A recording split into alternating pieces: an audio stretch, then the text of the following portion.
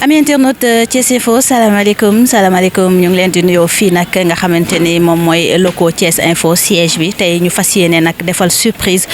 sama consoeurs yi ak sama confrères yi nga xamante ni ñoom ñoo fi nekk li tax surprise bi lan moo ko waral mooy journée des femmes bi nga xamante ni moom mooy 8 mars si mois de mars bi tey nag di 8 mars ñu fas yéene sargal jigéen ñi dañuy wax naan jigéen yàgg naa doon daanaan bu ñu xel yi demee ci suñu les femmes du Waalo ñi nga xamante ni ñoom ñoo nekkoon ndeer am jom am fulla am fayda am ngore loolu waraloon tax ñu dugg ci néeg taal seen bopp ndax ngor ndax bañ ku leen yàpp ndax bañ ku leen jëfandikoo woon nag yaakaar naa ni mbaax jigéen yàgg naa mbaax jigéen yàgg naa doon jàmbaar ku ci mel ni Aline Sitoé Diatta ku ci mel ni nag Mame Fadda Wele ak ñeneen ñoo xamante ni buñ doon lim tey duñ sax jeexal rawatina nag suñu yaay yi nga xamante ni dañoo judd it fekk leen fi ñu doon ay jàmbaar takk seen ndigg liggéey rek la ñu xam moo waral nag tey journée spéciale pour les femmes 8 mars ma daal di fekki sama mbokku jigéen ñi fii ci locaux Thiès Info ñu fas yéene waxtaane li nga xamante ni moom mooy liggéey bi seen njàmbaar te tarkale macha allah du ma def nag lu dul ànd seeg sama caméraman bàcc ñu daal di dugg rek defal leen surprise comme on a l'habitude de le faire.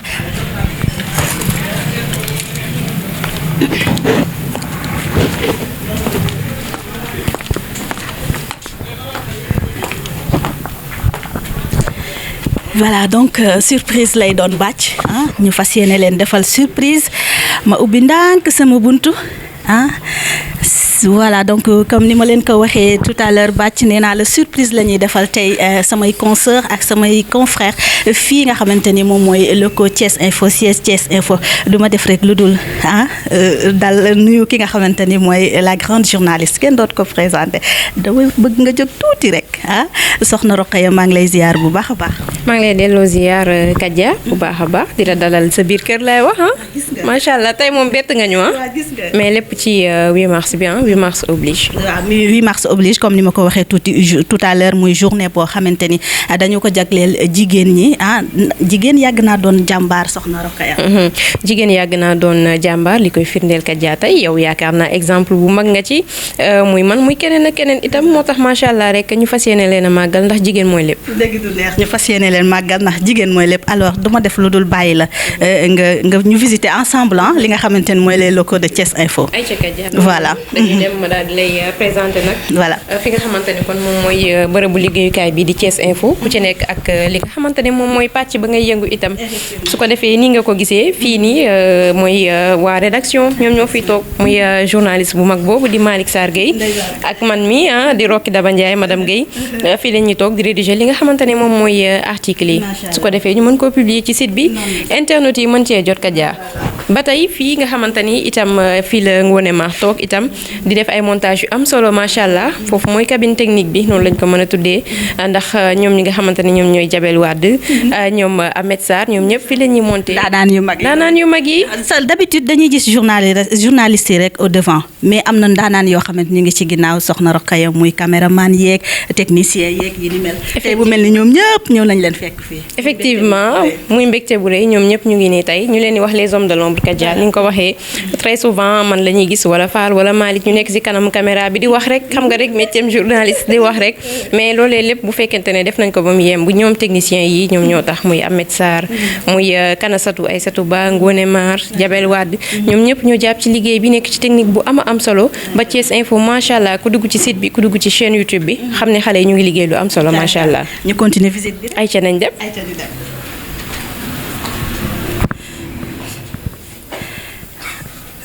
voilà donc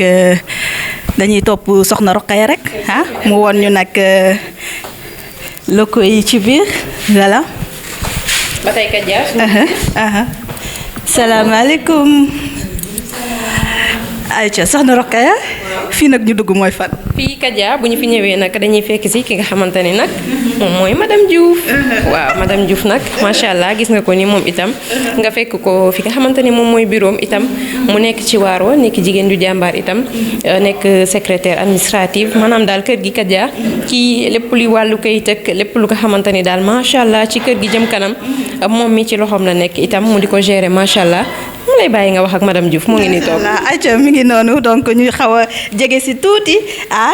jigéen ju mën góor soxna madame Diouf ñu ngi lay nuyu di la ziar di la kontaane bu baax a baax. merci maa ngi leen di nuyu chers internautes maa ngi nuyu ñëpp di leen ziar di leen jox seen wàccuwaay. alors tey dañ leen defal surprise ñëw ci locaux Thiès Info jigéen ñee aaye jigéen yàgg naa doon jàmbaar tey ñu fas yéene nag def surprise ñëw fii ci locaux yi daal di waxtaan ak sama mbokk jigéen. tout à fait surprise bi moom dal na waaw vraiment on a apprécié vraiment ñu ngi leen di dalal fii ci Thiès Info yaakaar naa Roqe war na la bërëb bi ni mel ñu sant yàlla nag di rafetlu liggéey bi di kontaan aussi ci surprise bi Kaja. merci beaucoup man maa gën a kontaan xam naa si kanam tuuti madame Diouf dinañu ñëwaat ñu laata ñu yeggali doxantu bi ci biir locaux yi dinañ ñëwaat amal benn waxtaan bu yaatu. soyez la bienvenue. merci beaucoup voilà alors soxna Roqe ñu yeggali doxantu bi rek visite bi.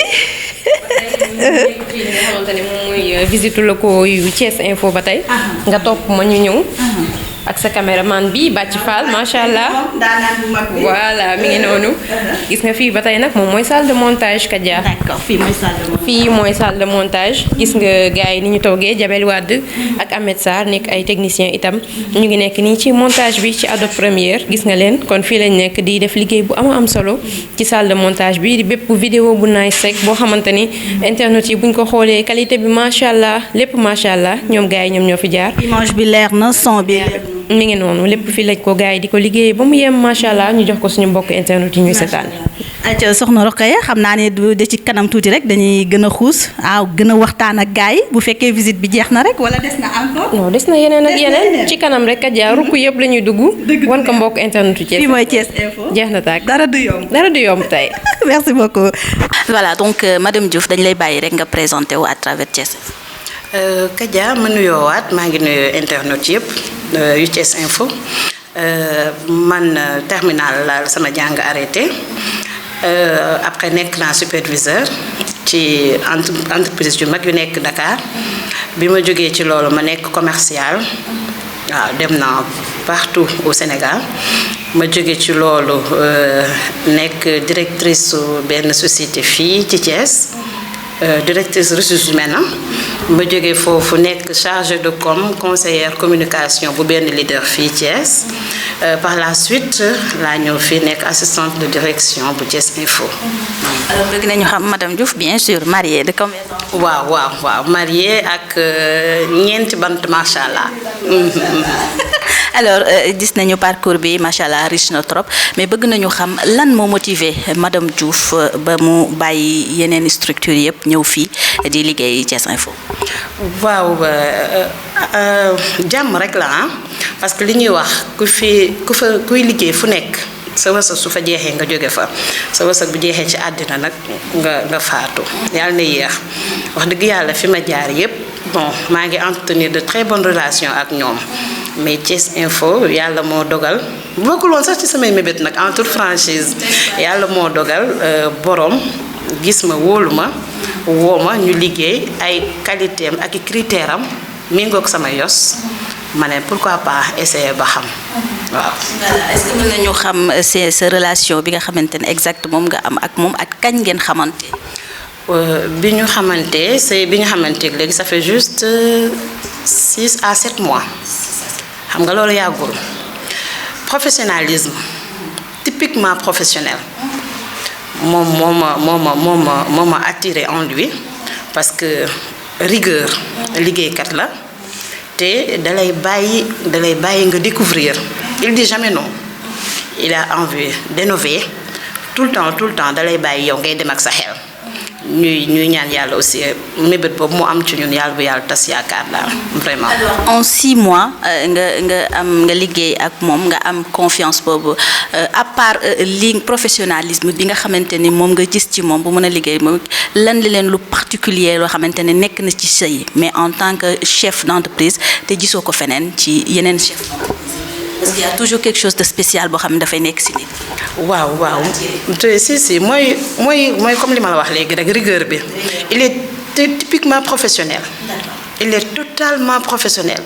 c'est amul jot déjà parce que boo amee jot da ngay dégg leneen ak leneen mais professionnalisme bi c'est ça qui m'a dit parce que nag pas mal de personnes xamante na ak ñoom gisante na ak ñoom mais moom vouloir faire am vouloir savoir faire am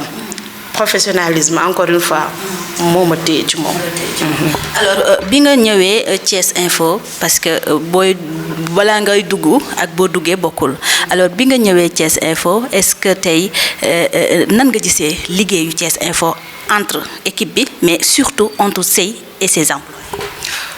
waaw équipe bi moom je dis macha allah parce que li amul ci yeneen boîte yi laa fi gis mooy boo xëysee à première vue ku ci nekk yaa ngi ko fekk ci liggéeyam ku ci ne xam na li mu war a def ku ci ne daal doo xaar ñu naan la defal lii wala laa xam nga loolu c'est important sonaluñ ma aussi ci dara côté Sey comme ni ma la ko expliqué léegi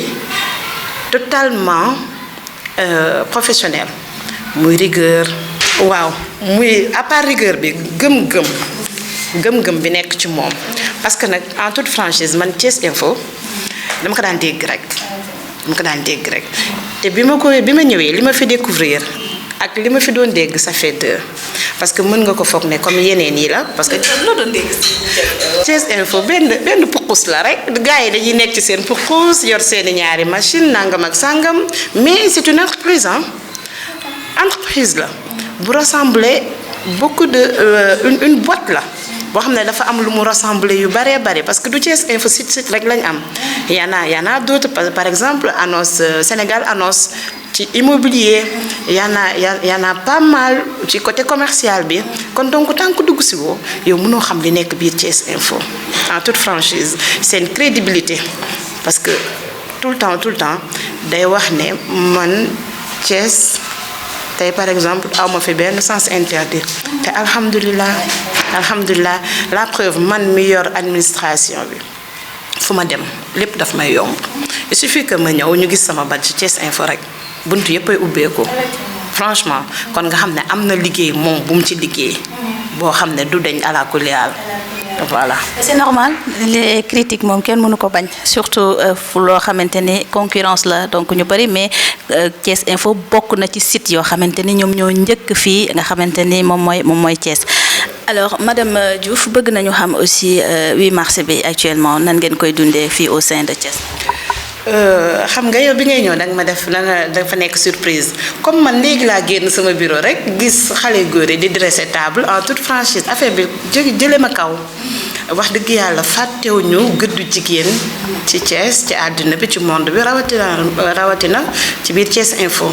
ndax boo xoolee ñun man yaay la damay xëy defar samay doom teewul seen papa bu jaaree nii man ma jaar ne lépp pour ngir naataange kër gi vraiment Thiès Info nag kenn demul ñu des vraiment fàttewuñu ñu daal en toute franchise et puis surprise bi moom dal na neex nañu trop. parce que bi ñu ñëwee vraiment fekk nañu comme li ñu ko wax xale góor yi wane ni vraiment tey jigéen ñee aaye vraiment alors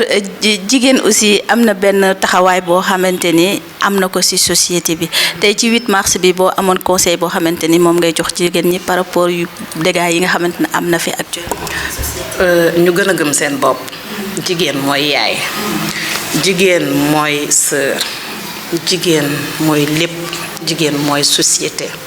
li may ñaan mooy ñu gën a gëm seen bopp benn jigéen bonul mais société bi mooy bonloo jigéen ñuy ñaanal ñi nga xam ne caabi féete ne leen ginnaaw yàlla andiwaat leen ci suñu biir ñuy ñaanal ñi feebar yàlla fëgg seen bopp képp koo xam ne am nga mébét ci àddina bi parce que journée bi du 8 mars rek c'est éternel mais xam nga comme jagleel nañ ñu 8 mars dañ ci santaat yàlla suñu borom di ñaan aussi lépp loo xam ne jigéen a ngi ciy dugal loo xam yàlla na ko suñu borom ful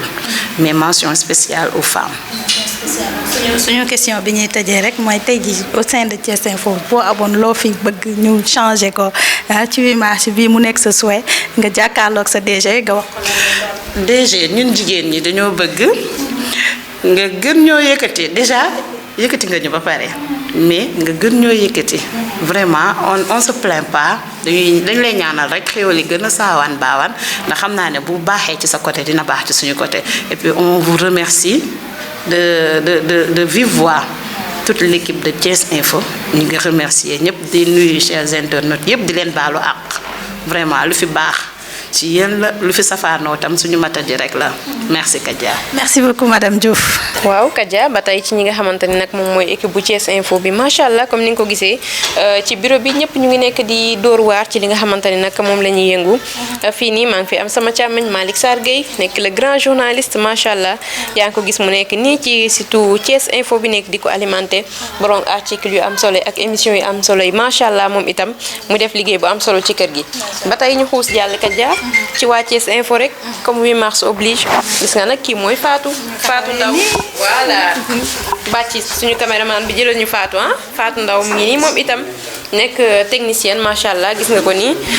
mu nekk ci liggéey bi moom itam nekk technicienne bu mag yaa ngi ko gis nii mu nekk si montage bi moom itam lépp luy vidéo bu rafet qualité image bu baax qualité son bu baax itam loxoom génnu ci benn yoon. waaw xale Thiès Info yaa ngi noonu. kenn du ñoom gis nga nag sama rakk yaa ngi nii macha allah Ngoné Mar xale bu baax bi xale bu yaru bi stagiaire Thiès Info bi macha allah moom itam nekk ci liggéey bi wax dëgg yàlla ñi nga xamante ne ñoom ñooy techniciens yi di ko taataan di ko tàggat di ko teg ci yoon moom itam ci li nga xamante ne moom mooy technique bi mu ci góorgóorlu bu baax a baax nekk xale bu disponible itam macha allah di jàng rek ci li nga xamante ne moom mooy liggéey bi fii ci biir Thiès Info xam naa bu ci kanamee di nga sekk ak moom waxtaan mu wax la rek naka la gisee liggéey bi ba tey kat jaa ñu xuus jàll rek ayca ñu xuus jàll mais man dafa am lu may seen soxna Rokhaya table bi mu mel ni góor ñee ko décoré dëgg du neex kon du mel ni sargal bi daal góoru Thiès Info daal taxaw nañ li bu baax mais dëgg du neex parce que ñoom itam ñun lañu am ñum seeni jigéen te nëgëm journée 8 mars ñun lay màggal ñoom itam ñu daal di am nu ñu mel rek am nu ñu def ak ñun gis nga ñoom Fall Damel ñoom Ahmed Sarr Jabel Wade fi ñu jaar gis nga macha allah ci table bi defar ba mu baax bëgguñu kenn mer macha allah dañoo bëgg rek ñu kontaan gis nga ko nii sama waa ji Fall Damel kenn du moom mi ngi nii borom revue de presse yu baax surtout Bour Sine Baye Sëñ Saliou maa la wax loolu waaw bu paree xam naa dina am nu mu def ak moom bu ma paree dinaa sirk ak moom noonu la dëkkee ak man incha allah baax yi dafay jar ñu wane ko mi ngi noonu moom macha allah kenn du ko présenté yaakaar naa ci revue de presse yeeg ci question réponse yeeg yeneen ak yeneen macha allah mi ngi noonu moom du ma ko présenté gars yi xam nañ ko moom ayca mi ngi noonu waaye moom daa mel daal jënd lekk ga ba fas yéene koo lekk ñu koy xool rek loolu nag jikkoom la jikko faaleen moo demee noonu xam nga jikko faaleen moo demee noonu mais après naa ko booleeg bàyyi Yoro Gueye mi ci koñ jeex na ayca soxna Fatou ñu bàyyi ko mu présenté wu. salaamaaleykum Kadia maa ngi leen di nuyu yéen ñëpp ak ñi ñuy seetaan man la Fatou Ndaw monteuse Thiès Info. Thiès Info alors Fatou bëggoon nañu xam ñaataat nga def Thiès Info. man ren laa fi def 3 ans depuis 2019 laa fi nekkoon.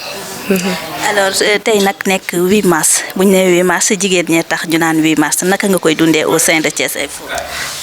8 mars bi moom macha allah te ñu ngi lay remercier tamit ci ni nga def nii ñëw interroger ñu ndax xam na ni ku wax jigéen wax humanité ndax tey boo ñëwee duñu laaj lu ñuy dund ak métier bi loolu yëpp dañ ciy kontaan tamit duñ def lu remercier la. merci beaucoup alors naka ngay dundee 8 mars bi fii ci Thiès Info ak say consoeurs confrères mais surtout ak sa DG Sey Latir.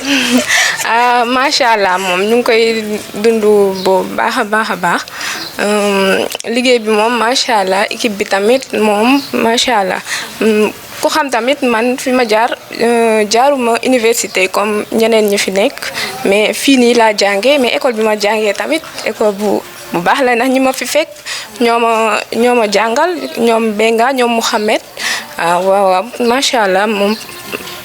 aw ma fi benn problème tamit. waaw mel ni ñi jaar ci école yóbbuluñ la dara. non parce que man yi may gis montage yi may gis tarkalla macha allah. gis nga waaw ñi ma jàngal nag moom. macha allah moom ay ndaanaan lañ di remercier tamit monsieur Sey waaw ndax moom dafa exigence ci travail bi looy def moom da nga kaa war a jaarale yoon waaw moom loolu lay kii nii. laa la bëggoon laaj ñu tëj kii bi à part exigence bi nga xamante ni nekk na ci Sey lan leneen nga gis ci moom. Sey moom mënuma wax lépp franchement parler. ndax loo xamante ni peut-être impressionné la ci moom wala boog peut-être lu la naqari ci moom. non parce que 8 mars la c'est l'occasion ñu wax suñuy doléance aussi. waaw am na lu ma impressionné ci moom ndax ku xam site internet xam ne dafa complexe loo ciy dugal rek da nga kaa war a xam benn bis daa am lu ma monté woon envoyé ko léegi ba mu ko gisee nag mu am lu ko ci neexul mu woo ma ne ma Fatou lii moom bëgguma ñu koy dugal ndax luy loo xamante ni boo ko dugalee day yàq wala dara waroo di ko dugal waaw ndax moom loo def rek bu ci gisee erreur da lay woo mu wax la ko dafa waaw noonu. daal gis nga di moom daal dafa am rigueur ci liggéeyam. dafa am rigueur trop ci liggéeyam ndax lépp dafa bëgg ñu teg ko ci yoon waaw ndax looy dugal rek na nga kaa war a xoolaat tamit du lépp nga. merci beaucoup waaw merci beaucoup Kadia kontaan nañ trop. d'abord moom nag moo ñu doon présenté sànq locaux Thiès Info yi dañ koy bàyyi rek ñu dugg ak moom directement soxna Daba journaliste bu mag bi alors soxna Daba sa entrée Thiès Info nan la demee nan la dikkee. waaw Kadia merci beaucoup d'abord ci li nga ñëw bettuñu ak surprise bi macha allah itam ñu kontaan ci bu baax a baax sama entrée Thiès Info mën naa ni ça s'est passé normalement comme ma toog di boot liggéey comme ñëpp. donc gis ni Thiès Info mi ngi fi itam et par les contacts yi nekk ci biir presse bi donc noonu la demee ma ñëw waxtaan ak borom kër gi muy Sey Latir ñu waxtaan ba juboo ci ay kàddu naturellement noonu laa commencé di liggéey Thiès Info. mais def ko formation. def naa formation ba am sama licence en journalisme et communication et maa ngi nekk di def sama master. nan nga gisee kër gi nga duggee ci kër gi d'abord ça fait combien de mois d'années nga fi liggéey. waaw man nag moom xam naa ni may caatu kër gi wala boog si ñi fi mujjee ñëw ci laa bokk ndax juste 1 an 2 mois moom laa fi defagum donc bëri na bëriwul kër gi macha allah jàmm ak salaam moom moo fi am waaye entente moo fi am ci ñi nga xamante ne moom mooy suñu biir te loolu moom macha allah dañuy wax jàmm rek fu mu nekk lépp dafay xaj te liggéey bi itam dafay gën a yomb ci yow donc si jàmm boobu si lañ àndandoo ku nekk jox sa morom cër waaye itam ku nekk xaritoo ak sa morom su ko defee liggéey bi day am benn fluidité su ko defee lépp daal dafay yomb donc kër gi moom Thiès Info macha allah. alors Rokhaya lan nga gis lu spécial loo xamante ni nekk na Thiès Info te peut-être gisoo ko ci yeneen structure. waaw di ma ko ba mu mën la téye Thiès Info nga gën a am courage. waaw am na ci solo parce que liggéey itam muy bërëbu liggéeyukaay yaakaar naa soo fa sentirul sa bopp doo fa mën a toog suñ la fa xatalee itam doo fa toog su fekkente ne li ngay liggéey gisoo sa bopp itam yaakaar naa doo fa mën a toog mais fii comme ni ma ko waxee macha allah liggéey bi nga xamante ni moom lañ ma sant ma koy def maa ngi ci góorgóorlu sama kéem kattan di am yaakaar ni itam maa ngi koy def ni mu waree waaye ni ma ko waxee rek xëy na njiit li ak ñi nga xamante ne moom mooy personnel bi fi nekk ñoom ñëpp lépp rek ñun suñu lépp si jàmm la ak si déggoo moo tax macha allah liggéey bi dafay jaar yoon du am benn problème wala benn tak-tak non ku ci nekk da ngay def li nga war a def su ko defee kër gi daal jëm kanam macha allah. kon yaa ngi fi gis sa bopp. maa ngi fi gis sama bopp alhamdulilah donte nag niñ koy waxee xëy na manquement moom du am fenn ay sew-sew du ñàkk fenn autant pour moi mais li nga xamante ne moom mooy essentiel comme niñ koy waxee essentiel bu amee rek dañuy góorgóorlu faire avec les moyens du bord comme niñ koy waxee daal di ànd liggéey. alors lan la ñu war a mën a améliorer le DG Sey Latir lan la war a mën a améliorer biir Thiès Info. waaw xam nga nag man journaliste la yaa ma gën a xam damay def plateau ak sama xarit yi les amis politiciens dama bëgg plateau yu mag a mag macha allah su ko defee Kadia daal di may booleeg ay maquilleuse macha allah ma defar ba mu très bien di xëy def samay plateau def samay direct yu baax yooyu daal moo wax dëgg yàlla bëgg naa ko yooyu moom kaas naa ko ba sonn bëgg naa ko dama koy wax fii nag tey comme ñoo xëy la c'est normal ça me fera plaisir ma boole la ak samay maquilleuse booleeg ñoom Fatou yi ñu am ñu boole ñu maquillage la ba nga baax kon nag monsieur Sey Daba nee na plateau bu mag la soxla ay ci ñu continuer rek suñu waxtaan ak élément Thiès Info yi. Aïcha mi ngi noonu nag ma jàkkaarloo ki nga xamante ne moom mooy la grande présentatrice de Thiès Info macha allah la ravissante Kadia nag fas yéene itam sekk ak moom waxtaan bu ndaw laaj ak tontu la ci li nga xamante ne moom mooy 8 mars bi soxna Kadia yaakaar naa ni gars yi moom xam nañ la bu baax a baax macha allah du ma la présenté yow moom yaa xaritu gars yi ñu ñëw nag Kadia ci sa biir liggéey Thiès Info Kadia depuis quand la rejoindre wala ñaata at la def ci groupe bi di Thiès Info. waaw d'abord soxna Rokhaya damay kontaan di am mbégte bu baax a baax di liggéey Thiès Info ñëw fii nag tey fekk si muy journée 8 mars ñu gis fi entente boo doy waar tarkaale macha allah alors man nag depuis 2018 maa ngi nekk Thiès Info di fa liggéey. depuis 2018. voilà. 2018 2022 mu nekk 4 ans su ma juumul ñeenti at yaa ngi ko passé ci biir Thiès Info kon nag yow bokk nga ci ñi nga xam ne ñoo gën a am expérience ci biir kër gi ndax itam lu baree bari fekk na la fi macha allah tey jii naka nga gisee liggéey bi ci biir Thiès Info Kadia depuis 4 ans mu nekk fii ci biir Thiès Info di liggéey bi boo ko doon définir nan nga koy tuddee tey. waaw xam nga c'est vrai comme li nga wax 4 ans yàgg na yàggul donc am na loo xamante ni vraiment xam naa ko biir Thiès Info parce que wax dëgg yàlla d'abord bi ma fiy dugg si man mën naa ne defuma sax formation mais Sey Latir moo ma formé moo ma jox courage encouragé ma poussé ma ne ma vas-y tu peux le faire alors bien vrai au début dama daan ñëw bu ma waree def émission sax bind feuille bi ba mu fees mu may reetaan wala ma ñëw naan ko say question yan laa war a poser donc ci yooyu mënoon na kii aw ma jotam mais à chaque fois day toog di ma teg ci yoon di ma encadrer ba tey ma ñeme li may def donc ci kaw loolu dama koy sant bu baax di ko gërëm. Thiès Info c'est une famille. c'est une famille c'est vrai que boo fi ñëwul doo xam li nekk biir Thiès Info parce que peut-être rumeur yu bëri na trop mais man bi ma fi duggee ba tey amélioration rek laa fi gis damay wax souvent man lu ma am liggéey Thiès Info moo ma fi gënal parce que borom dafa nekk nit ku effacé 2006 laa ko xam. 2006 laa ko xam ba léegi mu nekk nit ku effacé nit ku gëm boppam nit ku mën a liggéey à part que nag xaw a exigeant tuuti ci liggéeyam et c'est très normal waaw c'est très normal donc Thiès Info liggéey baa ngi fi rigueur baa ngi fi vraiment entente bi mu ngi fi professionnalisme bi mu ngi fi vraiment. macha allah ni nga ko waxee 2006 nga xamante ak moom borom kër gi Sey Latir mu tette la itam wan la li nga xamante ne moom mooy yoon bi macha allah tey jii say relation ak moom macha allah mais bu amoon loo xamante ne moom nga koy dolli tey lan lay doon. sama relation ak moom relation de frère la relation de conseiller parce que des fois mu woo la téléphone gis nga def émission peut-être boo xamante ni xaw nga am tuuti fay mu woo la ne la defeel nii waxeel nii loolu yëpp dafay bokk ci formé donc conseiller la papa la lépp la macha allah professeur la jàngalekat la parce que nag li muy def mën naa ne école la Thiès Info. mais Kadia tey pour terminer nga nekk jigéen macha allah nekk nag ci milieu boo xamante ne diñ koy waxee gars yi di xaw na doy waar xawul doy waar donc mu nekk milieu présentation nga nekk jigéen itam nekk ci xëy na parfois ñàkkul jafe-jafe yoo xamante ne bi nga doortee ba tey ji jànkonteel nga ko parfois xëy na nga def émission mu xaw a guddee loolu ñëw kër ga xam nga mu xaw a doy waar parfois nga tasee yenn waaye yaa ma gën a xam daal ni présentatrice Thiès Info moom macha allah de kii war naa am nu ma war a mën a defanteeg moom ñu mel noonu noo koy dundee si métier bi. waaw métti même bu dul ci métier journalisme bi jigéen moom fépp fu mu nekk di liggéey rek noo def mu jànkoonte rek ay jafe-jafe yu mel noonu waaye nag je te dis une chose Rokhaya nit foo nekk sa fulla ak sa fayda boo ko amee rek vraiment kenn du la yàpp te kenn du la dégg ci yenn yi mënta ñàkk nag parce que tout le temps noonu yaa ngi taxaw di yàq tout le temps góor ñi bon ñi ñu ngi taxaw di la woon visage bi fekk na beneen visage la mais prudence il faut juste être prudente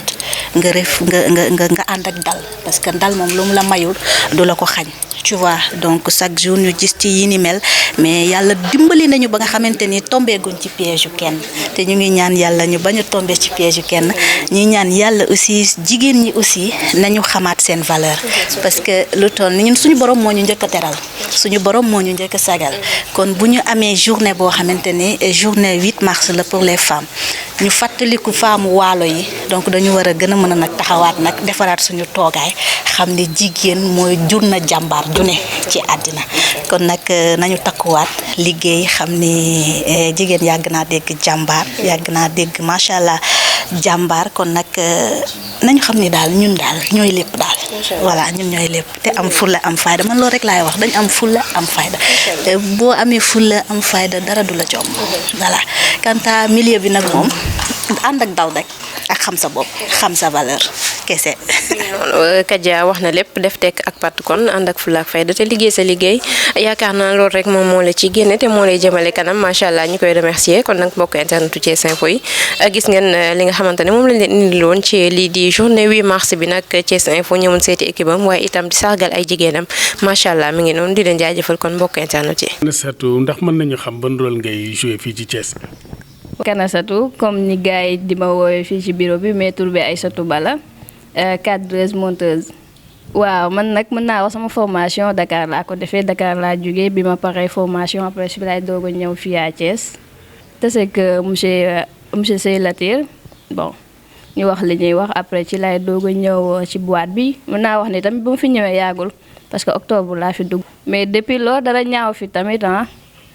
voilà. damay wax juste que ni gars yi gën a jox gëdd jigéen ñi rek 8 mars moom je pense que sax jigéen ñi kenn waru leen célébrer ci benn jour parce que comme on dit jigéen moom mooy yaay mooy rakk mooy jabar te ñooy jur nit ñu baax ñi fi nekk kon nag ñu jël benn jour sargal leen tamit rafet na mais bon. bu ñu ko mënoon def chaque jour tamit day gën a nice parce que jigéen moom mooy lépp daanaka. mbaa mbooloom ki nga xamante ni ñooy nekk góor fii ci Thiès Info defal surprise jigéen ñi tey ci 8 mars bi alors Fall ñu ngi lay nuyu borom revue de presse yu neex yi. macha allah encore une fois Kadia ñu ngi lay fay di kontaan ci yow di bëgg itam ci li nga xamante ni moom mooy bett gi ñu bett ñu kontaan ci tey nekk le 8 mars ñu am loo xamante ni waajaloon nañ ko ñi nga xamante ni moom mooy suñu ay jigéen nekk ay jigéen yu man góor di ay jàmbaar ñu jóg ngir teral leen macha allah. alors nan ngay dundee ak say jigéen au sein de Thiès Info dañuy wax naan souvent nekk en groupe c'est pas du tout facile ndax ku nekk ak da ngay ñëwee ak sa jikko Fall da mel nan lay dundee ak jigéenam au sein de Thiès. waaw macha allah jigéen ñi moom wax dëgg yàlla ñoom ñëpp laay wax su ma neexee ma tudd seeni tur ñoom ñëpp waaye bu ma nee ñëpp rek ñëpp a ngi ci biir yóbbaale naa ñëpp itam. nekk nañ ay jigéen yoo xamante ni jigéen yu baax lañ yu xam ni ñuy dundee ak seen ay càmmoñ dañuy kaf di fo di ree di mbalagante xam nga lu ñu neex la ñuy waxante vraiment gisuma kenn koo xamante ni ci ñoom gaaw ngaa mer amul kenn ku ciy mer vraiment lu ne la ñuy waxante ñun góor ñi sax lu ñu jaaxal des fois ci jigéen ñi ak yu ni mel ci ñoom lañ koy waxtaanal ñu ginduñu ci mu nekk également ay soxna yoo xamante ni tàmbalee ko ci yow Kadia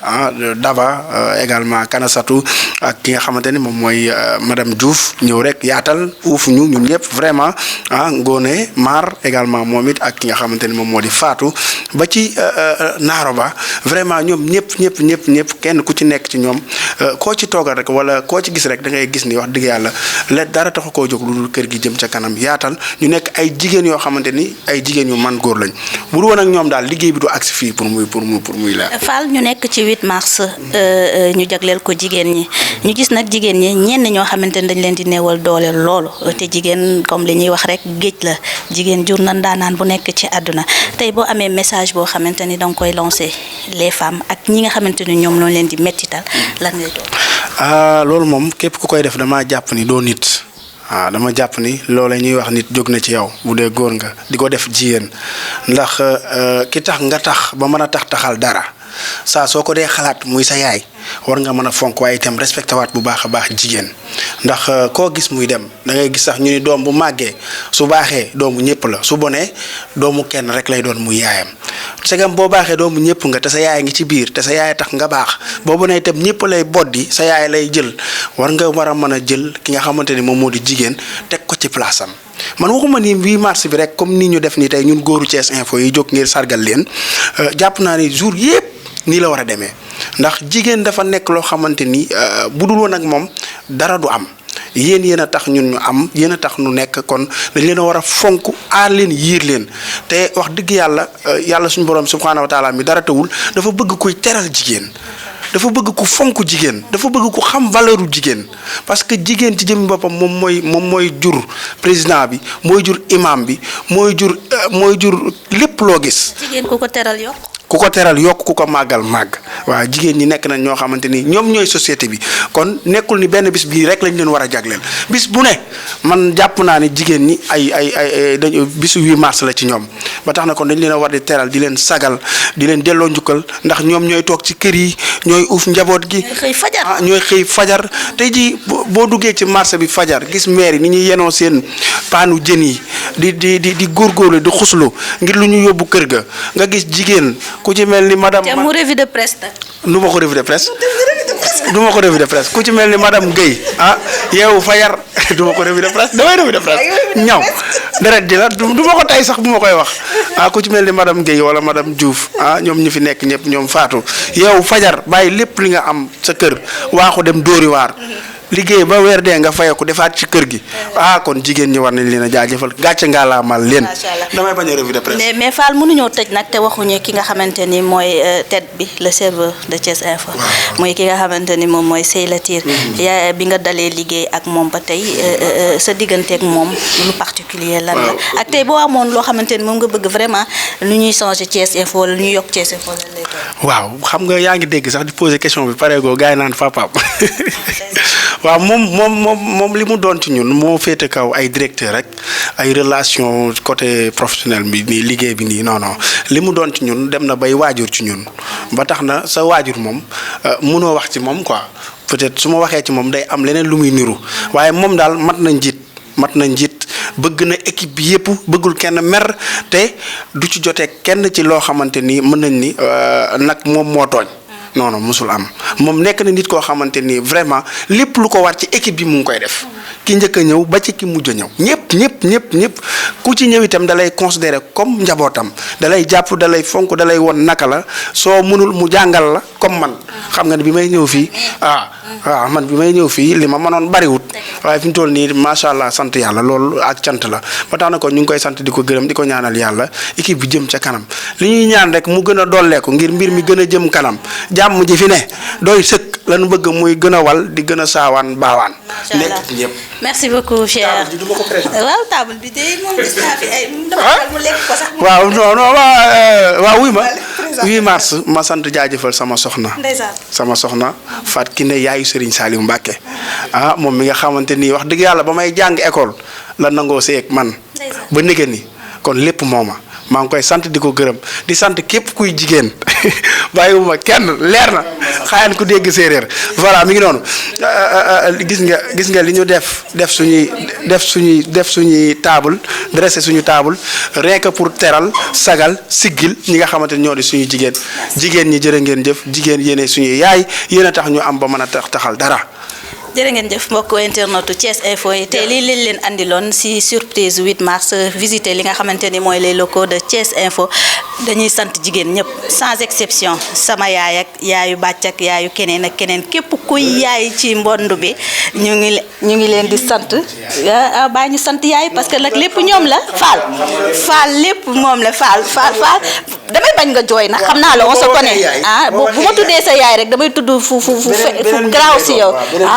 baal ma sant yaay yëpp ba dama bind sax ay poème ci moom. ndeysaan barki Serigne Sall. loolu dañ ciy ñëwaat damay bañ mu jooy donc ñu ngi sant ñu ngi gërëm képp kuy yaay ñu ngi lay sant ñu ngi lay gërëm parce que nag ñu jik njaak rek ñoom ñooy njaak ñoom ñoo ñu ëmb juróom-ñeenti weer ak a metti nampal beeg wasin beeg yooyu yëpp metti ba bëgg a dee sonn si ñun ba tey ñu màgg tey mën a taxaw fii